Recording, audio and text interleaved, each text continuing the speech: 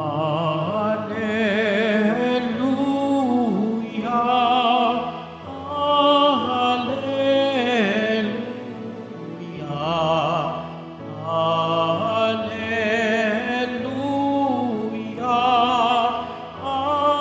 Alleluia, Alleluia. Panginoon, ituro mo na iyong landas ay sundin ko sa pagtaak sa totoo. Alleluia, Alleluia,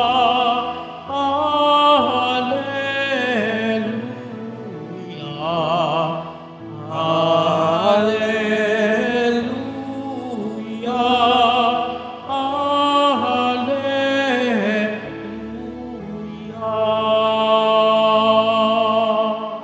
Sumainyo ang Panginoon. At sumayo rin. Ang mabuting balita ng Panginoon ayon kay San Mateo. Papuri sa iyo, Panginoon.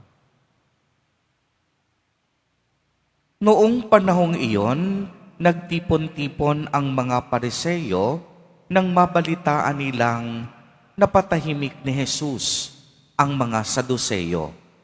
At isa sa kanila, isang dalubhasa sa kautusan, ang nagtanong kay Jesus upang subukin ito. Guro, alin po ang pinakamahalagang utos sa kautusan?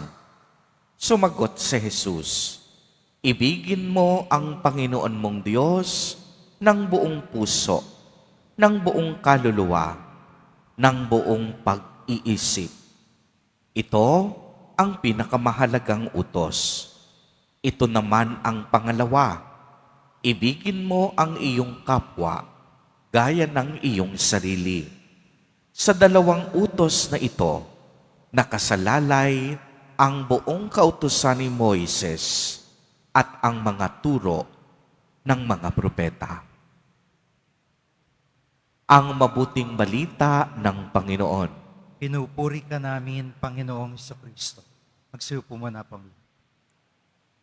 Magandang umaga po sa inyong lahat, mga kapatid kay Kristo.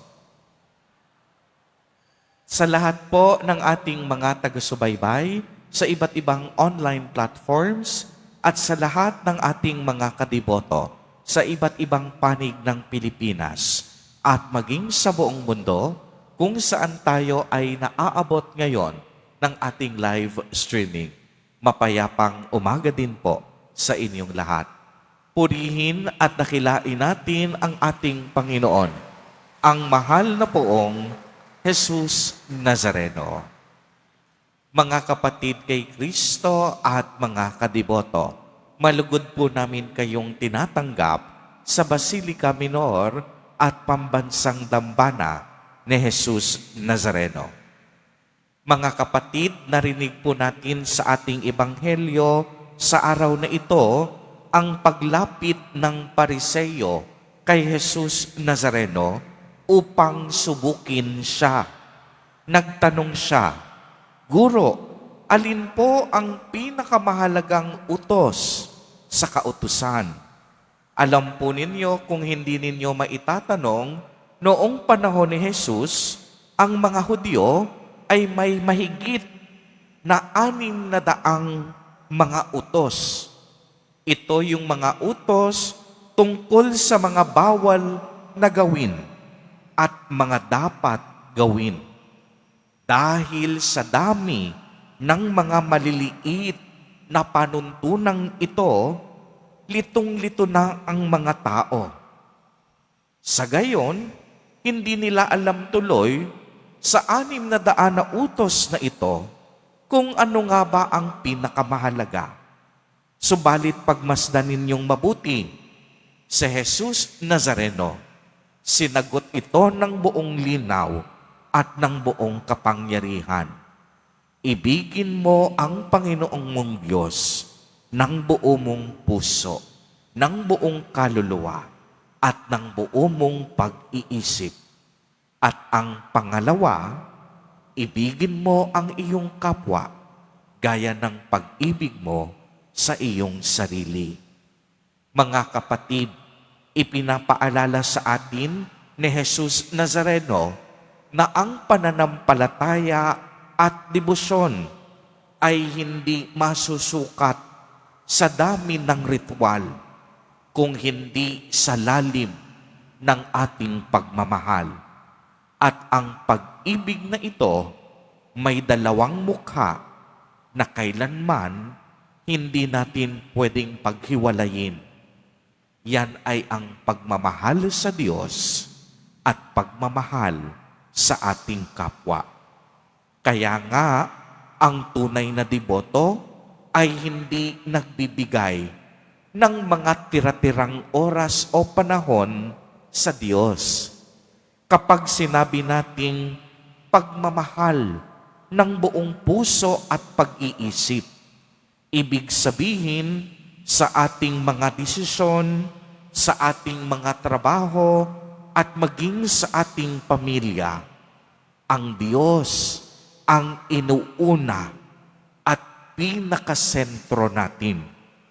Sinabi ni Jesus na ang ikalawang utos ay katulad din ng una. Ibig din sabihin nito, hindi mo pwedeng sabihin, minamahal mo si Jesus Nazareno, kung galit, puot, at paninira naman ang iyong ipinadadama sa iyong kapatid, sa iyong kapitbahay, sa iyong kasamahan sa komunidad. Ang sukatan ng ating pagmamahal sa Diyos na hindi nakikita ng ating mga mata ay ang pagmamahal din na dapat ibinibigay natin sa ating kapwa na nakikita ng ating mga mata. Ang tanong, Father, paano po natin isasabuhay ang pinakadakilang kautusan sa ating pang-araw-araw na buhay? Tatlong mahahalagang hamon.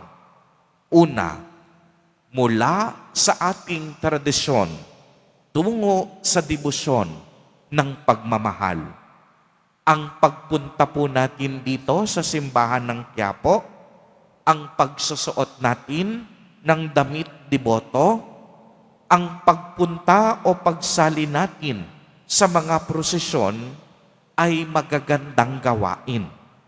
Ito ay katangian na tayo ay may tradisyon.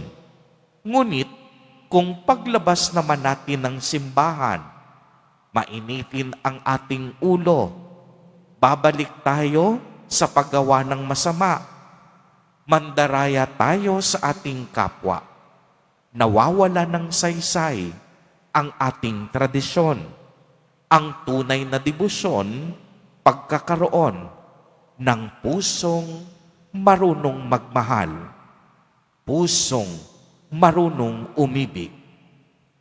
Ikalawang hamon, maging mukha tayo ni Jesus Nazareno sa ating kapwa. Sino ang iyong kapwa na mahirap mahalin ngayon?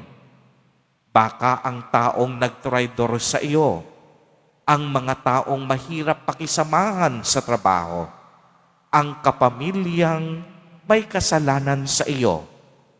Ang pag-ibig na itinuturo ni Jesus ay hindi lamang para sa mga taong mababait at malapit sa ating puso, kung hindi lalong-lalo na sa mga nangangailangan ng awa at unawa, baging ang mga tao na nagkasala sa atin.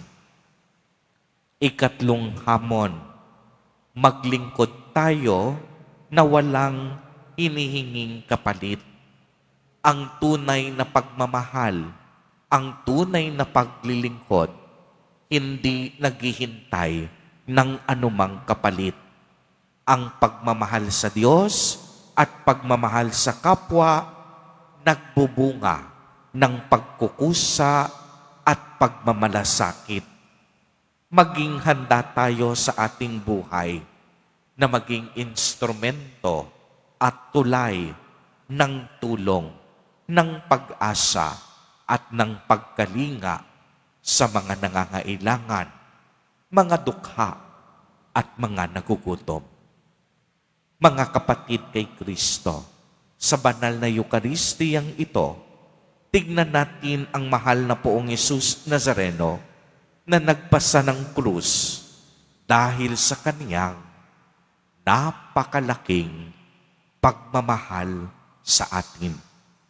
Hilingin natin sa Kanya ang biyayang magkaroon din tayo ng pusong marunong magmahal ng tunay.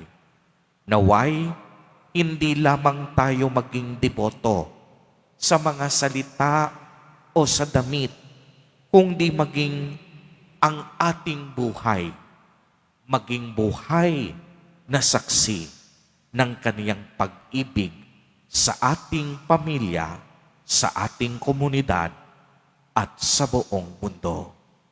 Jesus Nazareno, turuan mo po kaming magmahal. Amen. Amen. Purihin at dakilain natin ang ating Panginoon, ang mahal na Poong Jesus Nazareno.